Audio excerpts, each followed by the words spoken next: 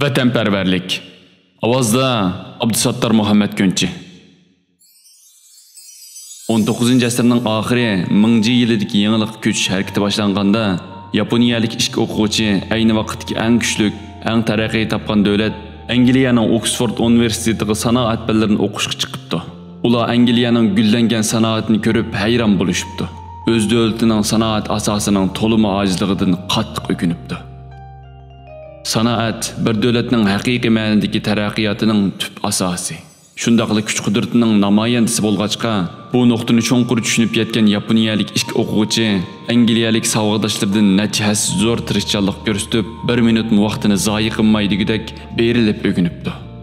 Bir tiyim pulning behuda xarjlamay, sanoatga oid eng yangi qo'llanmalarni, nozik texnikalarga oid chertyojlarni to'plabdi.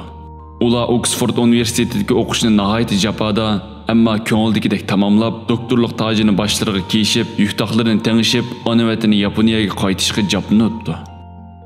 O'ylamagan yerdan Angliya tamojnisi ularning to'plagan material chertyojlarini chegaradan elib o'tishga ruxsat qilmabdi.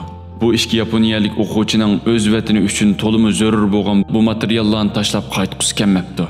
Noiloj qolgan bu ikki o'quvchi oxir kishining parasti va jasoratidan tashqari bir amalni o'ylab debdi.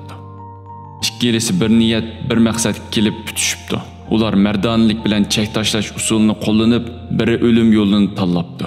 Yana biri o'lguchining qo'saq bo'shlig'ini pappakis adolab, ichiga eng zarur materiallarni qachilab tikibdi. Ondan munosabatlik o'rinlarga operatsiyada o'lib ketgan Jestini vatanga elib ketib, urug' tuqqanlarga topshirib bermasam bo'lmaydi deb ma'lum qilib, paraxut bilan birga Yaponiyaga qaytibdi.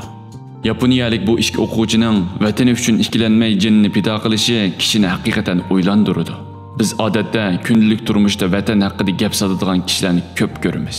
Ammo ko'pinchimiz xalqliq paytda boshqalarning badal to'lashini orzu qilib, o'zimiz bo'lsa qo'l qo'yishtirib turamiz. Napoleon mundaq qaragan: insonlarning eng yuksak axloqi nima? U bo'lsa-mu vatanni so'yishdir. Shundaq, vatanparvarlik yuksak ruh. Bundaq yuksak ruh hammalik kishining vujudida bo'lavermaydi. Vatan deb vaqirab qo'yish cho'ng gap emas. Vatan uchun fidokor bo'lish qaltis ish. Yiroqda turib vatanni seg'inish alohida ish emas. Vatan uchun alam chekish qaltis ish. Fuqarolik qilib al-qator yashash mushkul ish emas. Vatan tuyg'usida mardon yashash mushkul ish. Vatanni suyish hech gap emas. Vatan uchun kurash qilish qaltis ish.